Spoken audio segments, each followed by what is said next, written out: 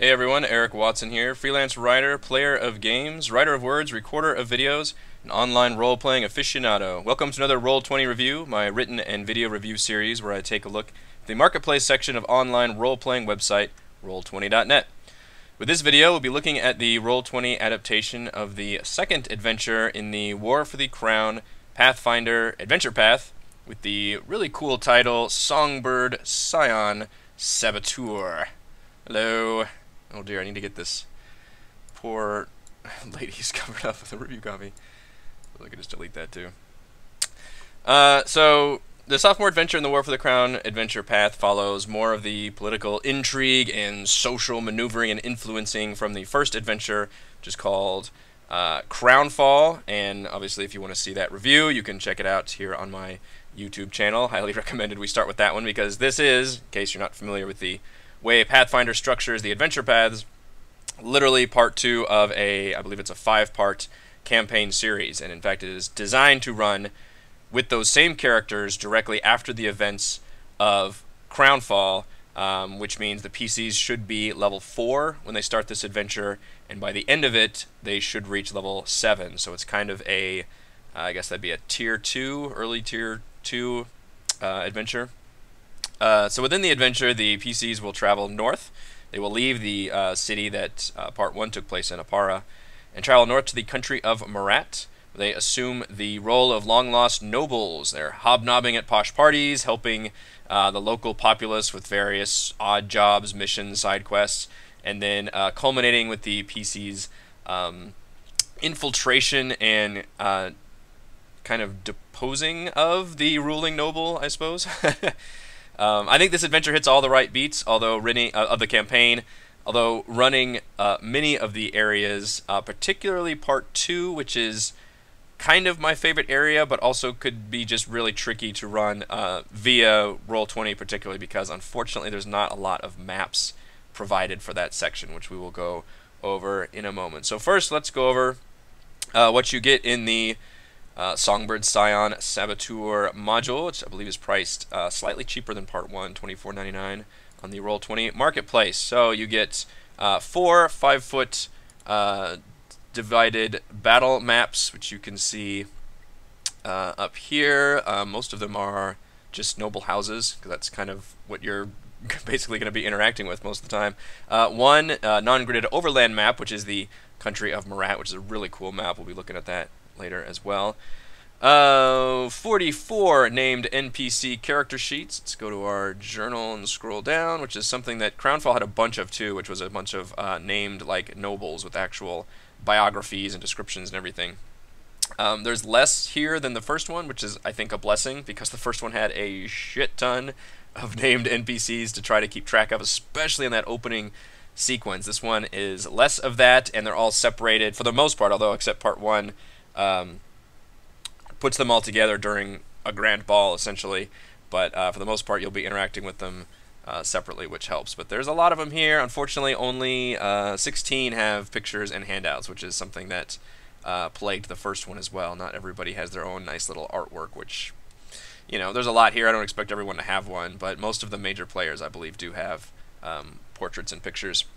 46 generic NPC monster sheets, and of course everybody has draggable tokens with vision and separate player handouts. A lot of really, really cool monsters here too. I was really impressed. You would think that having the adventure mostly involve like with politics and, you know, nobles, and there's not a lot of room for like dungeon crawling and really creepy weird shit. But that is not the case at all. There's a lot of creepy weird shit involved in like nobles' closets and shit. Like it gets pretty cool. 68 magic item player handouts. It still shocks me. I'm used to D&D 5th edition, which is very all the powers are kind of baked into the characters themselves. Pathfinder is more well, obviously old school like 3rd edition D&D, whereas it's more loot based, so you get a lot more magic items, and there's a lot of them here. I believe, yeah, 22 of them have pictures, but that's a shit ton, including like really cool relics you can get, which kind of have their own quests associated with them. You get a token page, which is pretty much standard now with all of their purchased modules. You get this token page with all the which it's nice to have, so you can kind of visualize and see, especially with the relation to the size of tokens. It's something you don't get here. But it's just, I mean, it's a nice thing to have. You can easily like drag tokens from here onto the board. That's not a big deal, but I mean, they're here, and if you need them. When you purchase this, by the way, it's purchased as an add-on into Crownfall, so don't worry about having to, transition your player characters and all your stuff. Literally, you'll have Crownfall, and this one's different. If you notice, when I look at the maps, I only have this adventure, but that's just kind of the way this press review copy worked. It's going to be separate, but for when you purchase this module, you'll select it as an add-on from Crownfall, and it will just add all that stuff into the existing module. So you'll have all of that stuff already. So technically, your monsters and your NPCs and all that will just start ballooning up into crazy amounts of stuff that you can keep track of. You can kind of archive it, and it's all should be separated, so you can kind of do the little subfolders. But just note that mine is going to just literally only have the material from the second adventure. You also get a journal organized into 3 parts. Like the first adventure, it's organized into 3 separate structures, 3-act structure, each of them containing DM notes, maps, and player handouts. You get detailed notes on the locations and history of Murat, which is nice to have since that is where the entire adventure takes place, as well as rollable tables for optional random encounters and rumors surrounding the country of Murat, which we will be looking at right here. So the adventure begins kind of where the last one left off, where you've essentially survived the deadly encounter, kind of blowing up of the Senate, and the Grand Prince has been slain, and so it's the war for the crown, as all these different successors are trying to claim the crown, and you are still, as your party, working for the Princess Eutropia as agents of Lady Martella, which is your primary, there's a word for that in Shadowrun that I can't remember now, fixer or something, where it's like essentially the person that gave you missions, that was like your main NPC like boss. Is Lady Martella in this one. Anyway, they tell you we need you to go north, and I believe you can see kind of a better... Yeah, here we go. So Apara is where the first adventure took place. So you are going quite a ways out of here into this little square, which is where Murat is located. You're going way the hell north. So things you've done might be... they may have heard of you, but most likely not, because again, this is a fantasy world, and world travels only as fast as, the crow flies / I guess teleportation shit, but, they don't have the internet here or anything, so it's kind of you have to make your own reputation, and that's a big part of this adventure, which I like. So you're sent north. They have purchased, with like their last funds, an estate, the Bettany Estate, and the player characters are the long-lost... I guess that's the Scion part of it, is you're the relatives of this estate. I believe it says specifically maybe just one PC, and they have to be either like a human or a half-elf. So, obviously, you probably don't want to run this adventure if you have a bunch of like monstrous PCs that like killing things. That's just really not going to work. And I mentioned this a lot in terms of the themes of the campaign from the first adventure in Crownfall in that review, but this is all obviously very much about socializing and playing politics and not killing everything, but using influence and guile and subterfuge and all that fun stuff. Doesn't work if your player character is just going to murder everything and be monstrous and all that kind of stuff. So you definitely need to have the right players, and that continues along here. Obviously, if we're on part 2 now, that should have been established in part 1. So your goal is to go north. Which I love this map, by the way. This is a great map. It's got all this stuff is on the GM layer, by the way, which is definitely a positive. So your players do not see any of these notations or even the titles, which, again, it depends on how much you want to have the players have like, oh, we don't know this land at all, or do you just want to say, okay, well, here's a map of the region. This is all obviously explored. This is not like uncivilized frontier or anything. This is very much, known locations that people would know. So I would probably just put all of this on the token layer and let my players see it. Including these little nice tokens for various like villages and castles and whatnot. That's also really cool. And obviously these are notations that I believe it's in the Part 2 Murat location section. So you can see right here, there's the DM version that's included. So the Roll20 map actually looks way better than this, thankfully, which is the one that your players will actually be seeing while you'll be using this for notes. But that's part 2. Let's not get ahead of ourselves. So part 1, your players will end up first arriving at a palace of the ruling count. I have to keep all this straight because there's a lot going on with the politics and the names. Count Bartleby Lothede, who is the half-brother of your Lady Martella. She's Lady Martella Lothede, and it's literally her family's estate. She's like the black sheep of the family. That's kind of why she's running this gig with you guys. And her brother, trying to find the organized, probably the dramatis personae. Bartleby is the count and runs the region. There he is. Handsome lad. There we go. I love these handouts, by the way. The artwork is just great throughout all these Pathfinder adventure paths. Really good stuff. He's hosting what is called the Tanager Jubilee, and that is essentially what part 1 is it takes place at the Palace of Birdsong. There's the Songbird part of the adventure. And it's a 2-day just party of nobles, and it's structured very similarly to Crownfall. And unfortunately, it suffers from the same problem as the Roll20 Crownfall had in regards to how to do like these big social scenes, and that is that they don't include, like, there's supposed to be like a lot of guests milling about. Here, I'll go ahead and show you the map.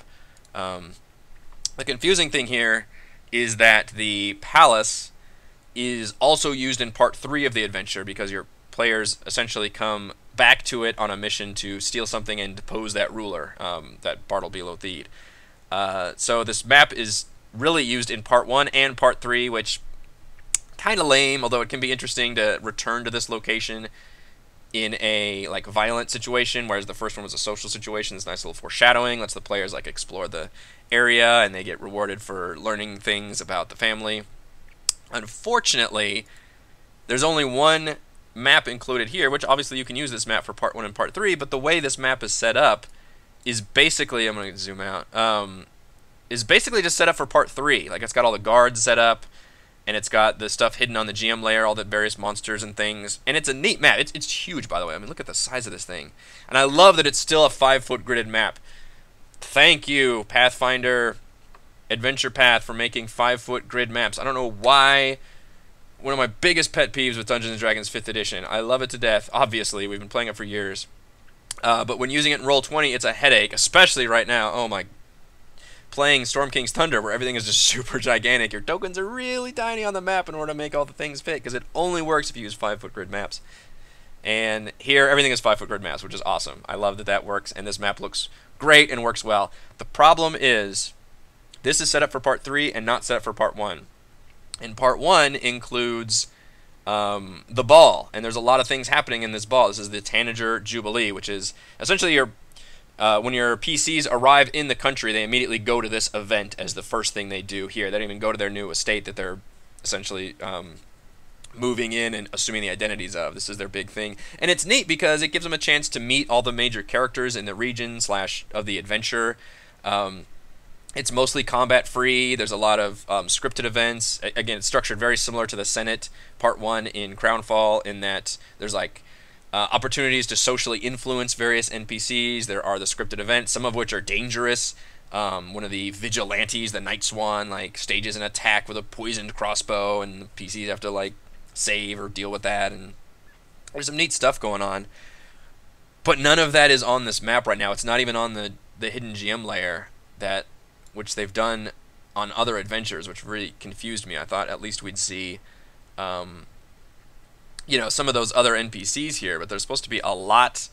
Again, there's supposed to be a lot of just generic, you know, party goers. I think it's literally around, 40 altogether. They're all it's like a big masquerade ball that's occurring. There's a jousting tournament, which is neat. I don't necessarily expect, you know, to make these big token things out there, but it'd be nice to have that because Roll20's purpose is basically to visualize D&D. So it'd be nice to at least have the tokens in place. You know, you don't necessarily need to have this like halfling chariot race and this, you know, all very Game of Thrones-ish. This like croquet, basically Truco, all these events. None of this is on the map, and it seems really weird. I think obviously the best solution would have been to just copy this map right here and then paste it again and make that, have two maps with the exact same base of it, with this map, but then have all the tokens for part 1 and then tokens for part 3.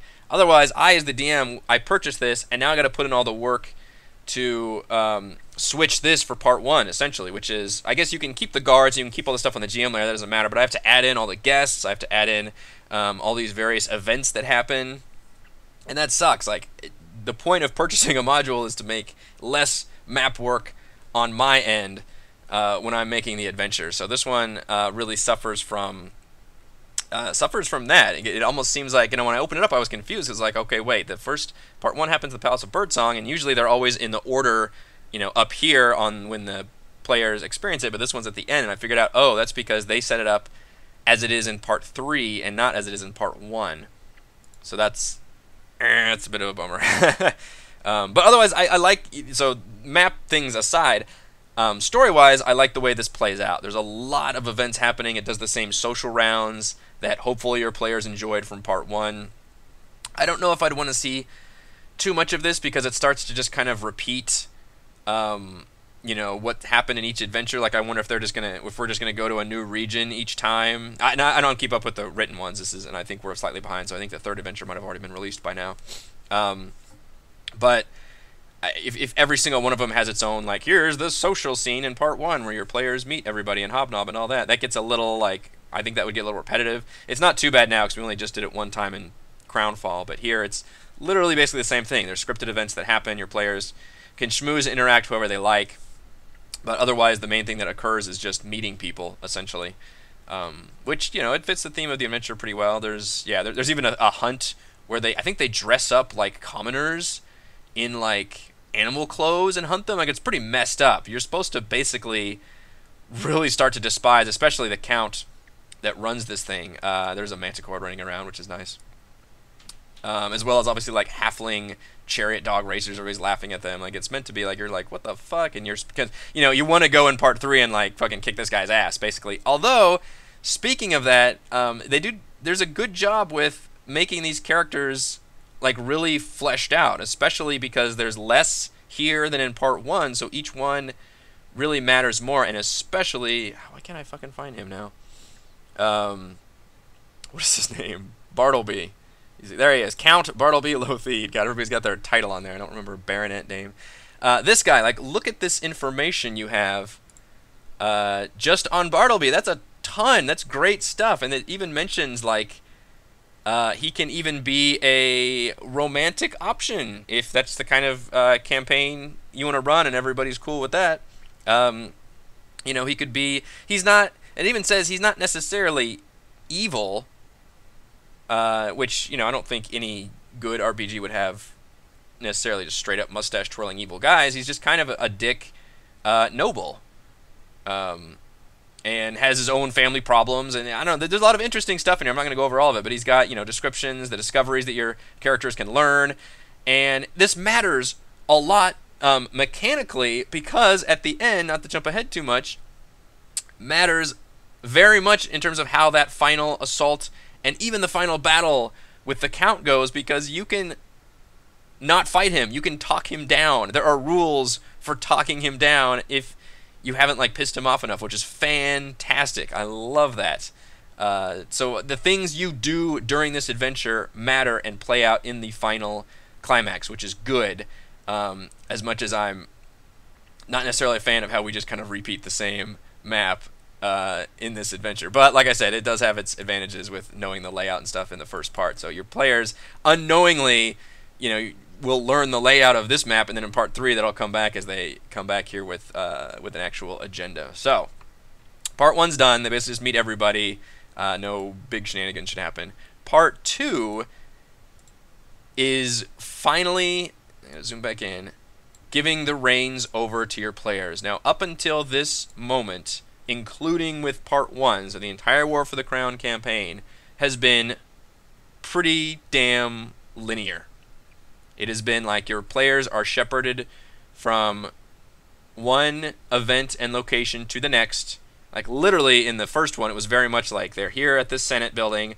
shit happens, they get stuck in this dungeon, they have to escape the dungeon, and they immediately at the end of that dungeon get the thing about, okay, you have to go here and rescue these guys, and you do that. Like, that is the entire adventure. That's very, very linear, which, you know, that's also partly how you tell a good story, I think, is, you know, you have to like follow those kind of adventures. But it's tricky, you know, in a role-playing game where you want your players to also do things. This one, I think, solves that problem very elegantly in that the entire part 2 is open world side quests. That's all it is. This is the Scion. So the first one's called Songbird, just because it's at that palace, I guess. Part 2 is Scion, and that is because your players are the mantle of local nobles in the area. That's what they're assuming, those identities. And essentially their goal is just to help people in the region and go over and just explore and do what you want. You can learn a lot of tasks that need doing.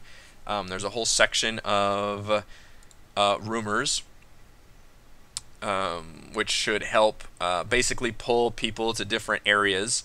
And there's a lot of really neat stuff going on in this area, and I love that it gives control to the PCs in terms of where do you want to go, what do you want to tackle, and how do you want to tackle it. Obviously, the how you want to tackle it is always there for anything, but the ability to really, you know, it's like an open world video game. Like, you just kind of look at that map and you're like, where do you want to go? And then shit can happen around you.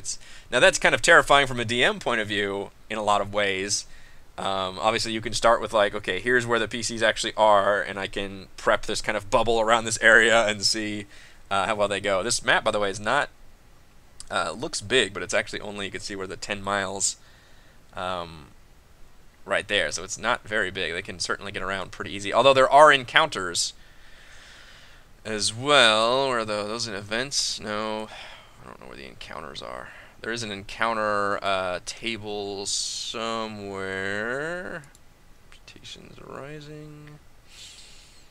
I don't remember where that is, but there are random encounters that the players can, and there are rollable encounter tables. See right here, there we go. Roll, so we can roll that, and that determines what kind of creature thing comes out. I wish I could find that thing so I know what that was, but that's some kind of creature here. But anyway, so part 2 is just going in, and so there are these events which are essentially not full areas, but they're just things that can happen kind of in certain areas, but there are ways, and the reward is always usually rewarding. You can see loyalty points, and these points is literally basically a system for judging what happens in the final battle, and it's a very video game thing to do. Is like, okay, the things you're doing are actually building influence, and that will determine like who can help you and what happens at the end. It's like Dragon Age Origins did this for the finale, kind of determine. Oh, that was on a macro scale. It's like, all right, which actual, like, who did you save? Did you save the golems or the, you know, whatever? And that's determines who brings with you. It's not quite as extreme as that here, but it is like you're basically hitting a number. It's like, okay, what threshold did you hit? How many loyalty points did you earn? And I like that that's literally a mechanical way of winning the hearts and minds of the locals and the nobles in the area. But there's a lot of interesting things to do here. I'm not going to go over every single one of them. You can run afoul of Sir Gol Gizam, which is the seneschal of the area, which is essentially like the sheriff. Dealing with the Night Swan, which is the local vigilante / kind of anarchist, depending on if you're talking to a commoner or a noble, I suppose. The main thing are these locations, which you can see here on the side. There's like a dozen different areas. Now, the cool thing is there's a lot of really neat things happening here. Some of them are mini dungeons, some of them are just towns the players can enter, and there might be like a thing or two they can do in that town to improve their loyalty, like just, you know, various, you know, the exclamation over the heads of the people that they can help. The bad thing is, as you can see here, there are only maps for 3 of these locations, which sucks for Roll20. And one of them is basically just your player estate, the Bettany estate, which we're going to go over all these maps right now. So the weird thing here is this one looks, it's a nice map, but there's really nothing that goes on here. Like, you almost would never even need to switch it. Like, technically your players move in. There's essentially one problem in this area, which is there's a trio of domovoi, which are kind of, I know from Quest for Glory 4, but there's in Pathfinder, they're like mischievous gremlin creatures that are very territorial, and they kind of just harass the players while they're here. And it's almost more an investigation hunting thing rather than a straight up fight. But the players can earn, I believe, one of the super like relic weapons if they befriend them rather than like slaughter them. Yeah, there's the Dumbledore right there. Otherwise, that's really all that goes on here. You can see it's a pretty empty map, and the thing even says like this palace is mapped, but its chambers are only named as the rooms and are all generally empty. So you only have 3 maps for this part 2, and this one is almost not even used, which is a bummer. And one of the things is your players can fix it up and reestablish it and restore it, which is cool, but again, you don't really need a tactical map for that. So I don't know, and maybe there's an event listed in here that I missed that actually uses it, but I don't. It seems weird, and it's a bummer that that's one of the maps, one of the few maps we get.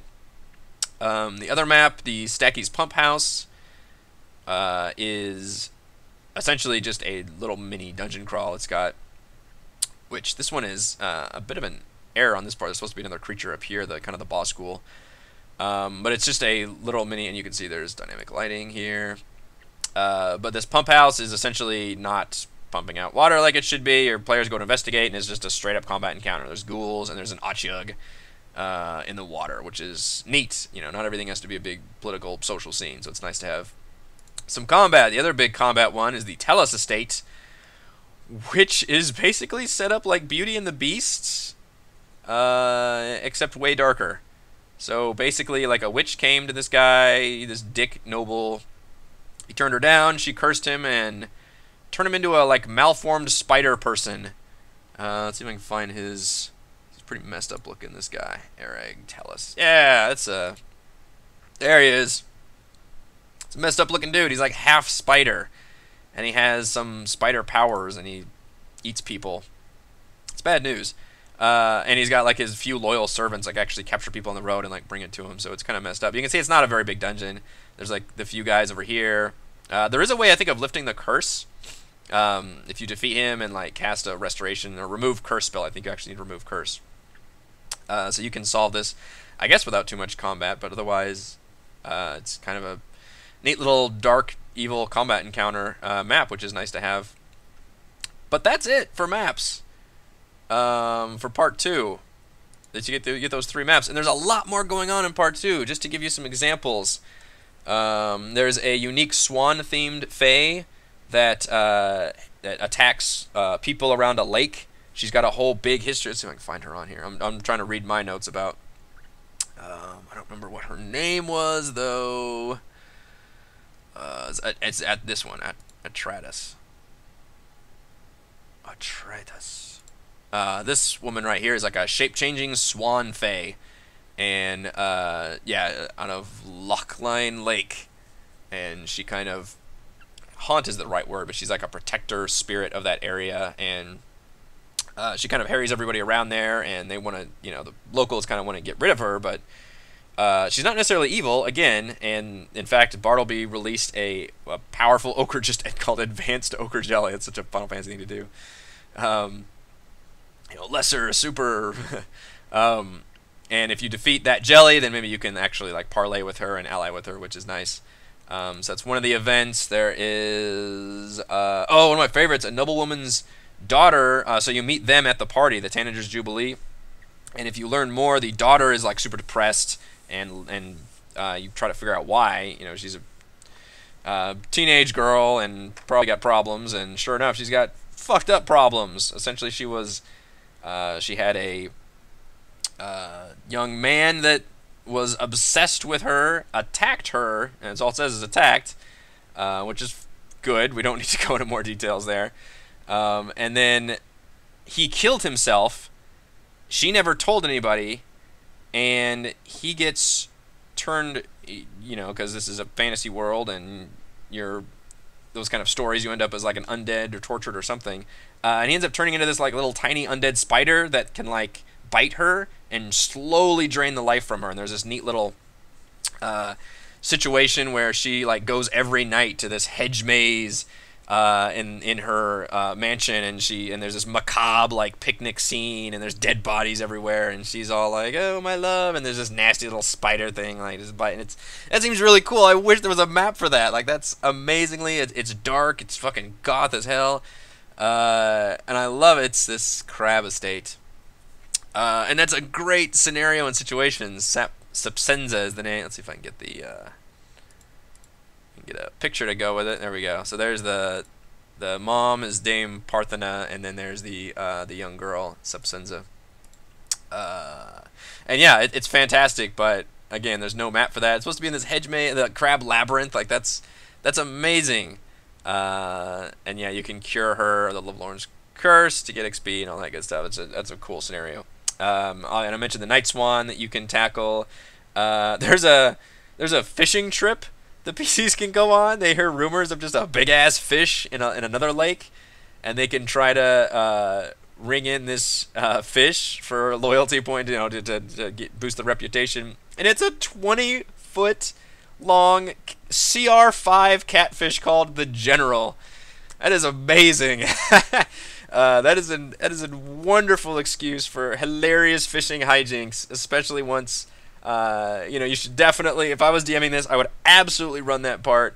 And nobody knows how big this fish is. Everybody's got different. Oh, I think it's a 5-foot fish. I think it's 10 foot across. And then it comes up and you're like, oh shit, this thing's so big and it's gonna eat the fucking boat and eat us alive. That's so great.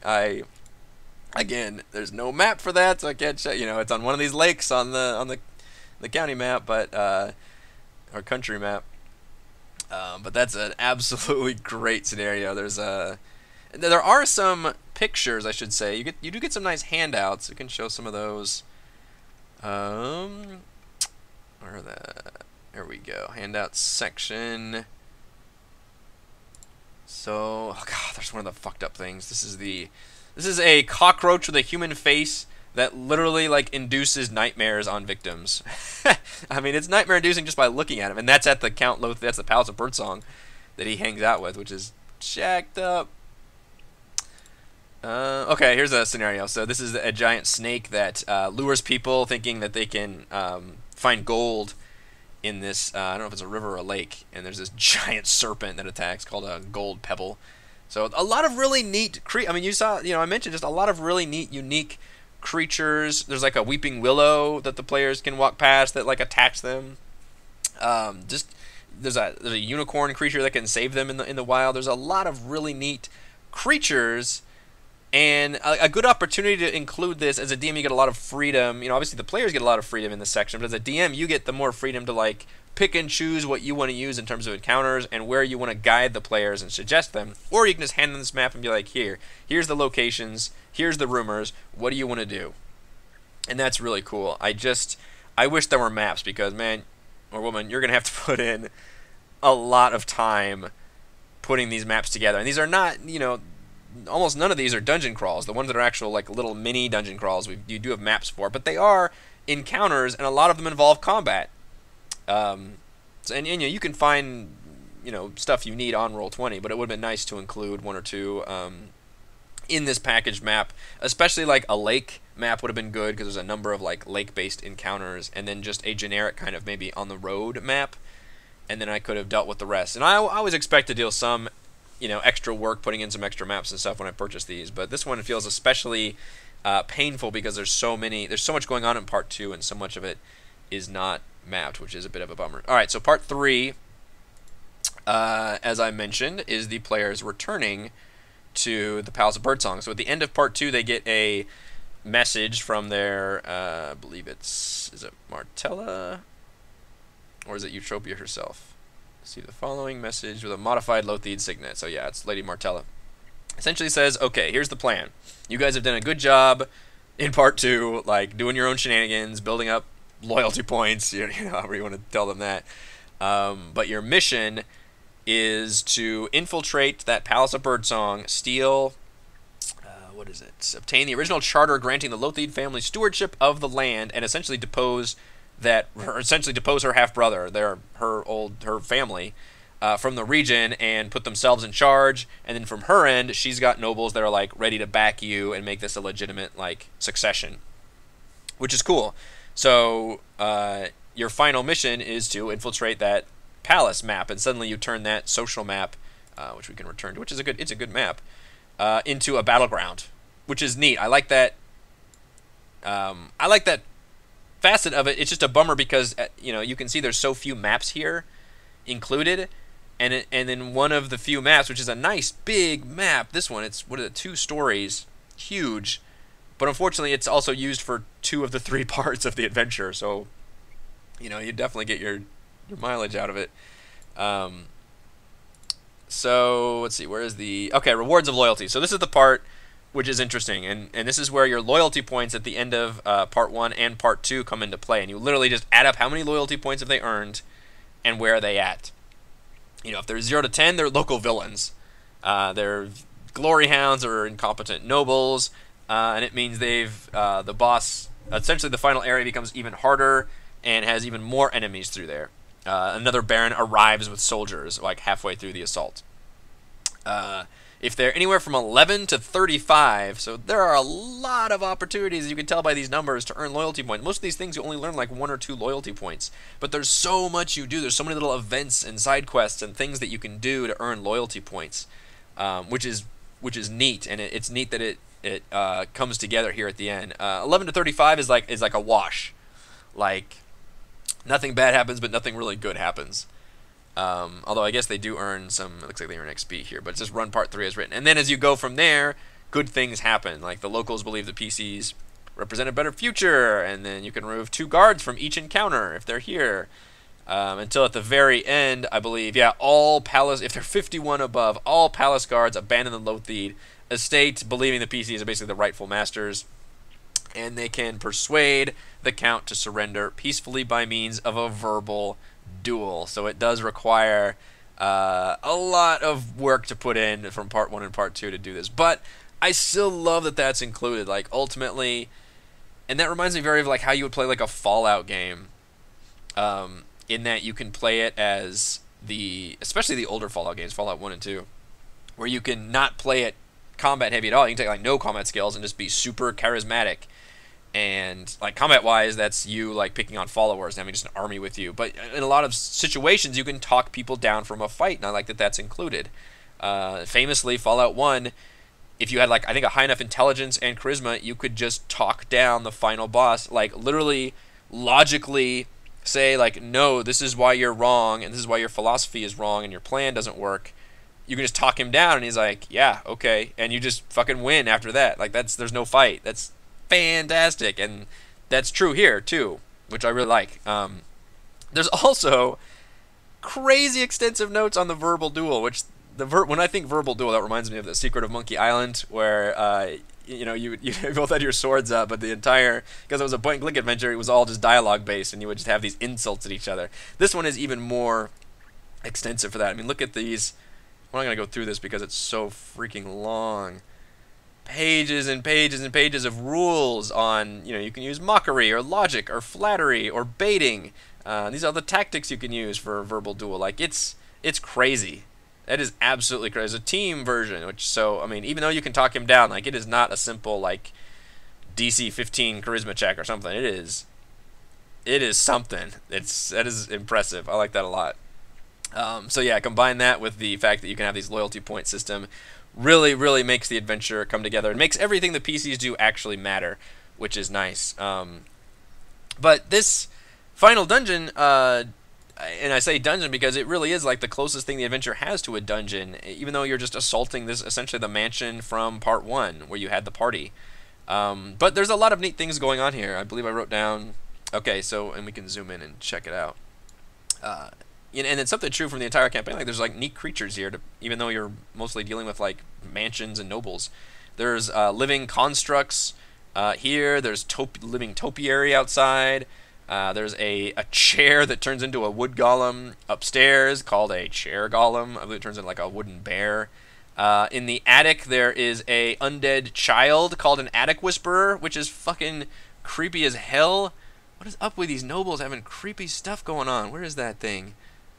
I gotta show you that picture. It's creatures and mounts. Attic Whisperer. It's messed up. and it literally like tries to, the PC's encounter like runs up and hugs them. It says it's like starved for love, and will drain people of their life, unfortunately, which is awful. And that's not even the ickiest thing here. It's that thing I showed you a second ago, which was that cockroach fucking monster, an Ichchok, or is it called Ellers? Is it under Ichchok? There it is. Ichco. Look at that. That thing is jacked up. I don't think it's a handout because there's a separate, like, that whole picture for it. But, yeah, literally it's this giant cockroach creature that gives people nightmares. That's fucking terrifying. So, yeah, I mean, repeating, it's a neat dungeon. It's a neat scenario. Even if there's no guards here, there's still plenty of monsters for the PCs to interact with, had they done such a good job in Part 1 and Part 2. But, I mean, this is just a giant map, and it's nice. I'm just torn between using it again in Part 1 and Part 3. I kind of like the idea. I think if there had been more maps used in general in this campaign, in this adventure specifically, then I would have been like, okay, this is neat that we're repeating it. At the very least, I feel like there should have been this same map copied over to use for Part 1, and I mean, you can even keep all these guards and things here, just add in the stuff that is in Part 1 onto that map. Or have one map and then have all the Part 1s, which is all the guests and various NPCs, like on a GM layer, you know, in the corner or something. Otherwise, it's a lot of work the players have to put together, the DM has to put together, excuse me, to create the Part 1 part of the adventure. So yeah, at the end, the PCs have deposed the Count and wrested control of the entire country, hopefully with the backing of most of its residents. And I particularly like that this campaign has a very strong beginning, middle, and end. That basically is just all about this region of Marat, and kind of tells their story about their reputation and growth and wresting control for Princess Eutropia. So let's go over my pros and cons for Songbird, Scion, Saboteur. Pros, extensive supplemental rules on the verbal duels, the building loyalty and leveraging influence, which I didn't really go over too much of that part of it. I think it's called like Persona. Let's see if I can find that. I think it's in parts. No, Agents of Change, which again, cool art. That's what the ball looks like, or feast, I guess. I don't know what you'd call it. But essentially, the players end up building. Yeah, they're true. They give an agent of change, build up their persona, and gain. I don't know if they gain abilities. How does this work? TC increases facet rank. She unlocks several benefits once per persona phase. There's things you can do with associated skills.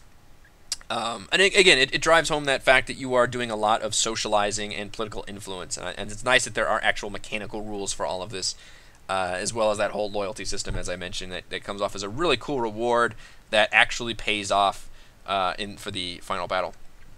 Pro, I love that Part 2 gives us a nice overland map. Let's get this out of the way. And essentially is just open-ended. It gives the players like this open world, tons of choices and events to tackle. Just a really, really neat section that helps break up the otherwise linear railroading of the campaign thus far. It's a really kind of the highlight of this adventure. And Pro, I really loved the memorable, unique creatures and encounters like that cursed spider duke monster, the giant golden river snake, the shape-changing swan fae, and that love-obsessed tiny undead spider with the bite. Those are all really, really cool scenarios and monsters that I would just excited would be to run, like all of those things. On the flip side, you probably already know my cons. I don't like that the Palace map is just set up for Part 3, and essentially right now, as it is purchased, you have nothing for Part 1. You would have to use that Palace of Birdsong map and add all the stuff in for Part 1, which is, you can do, is the easiest thing to do. Switch to that map and just start adding in all those tokens that you would need and setting up all the different events. That's a lot of work, and it sucks that it's Part 1 because that's obviously the first thing you have to do. For Part 3, at least you could be doing that while running the first part of the adventure, but that's a bummer. I would have liked to see an actual either second map for that palace or that palace with all the Part 1 stuff on the GM layer so you could easily switch them back and forth. And finally, obviously, the other con is the very much lack of maps for Part 2. As cool as I love as much as I love Part 2 and how much freedom it gives, it comes with the caveat that for Roll20, there's just no maps for hardly any of it. You get the one Pump House map, you get that Spider Duke Estate, and you get your own home base, even though you almost don't even need that map. I would have traded that in for like a lake encounter map or something, because there's a lot of neat stuff happening. So it's unfortunate that we don't have the maps for that, and that's just, you're just going to have to put them in there and do them yourself. Final verdict, Songbird, Scion, and Saboteur features more fun political socializing while providing more open world exploration and side quests as the war for the crown continues. So thank you for everyone for watching this video review. You can see my written review at roguewatson.com, and you can follow our own D&D adventures here on my YouTube channel. Thank you.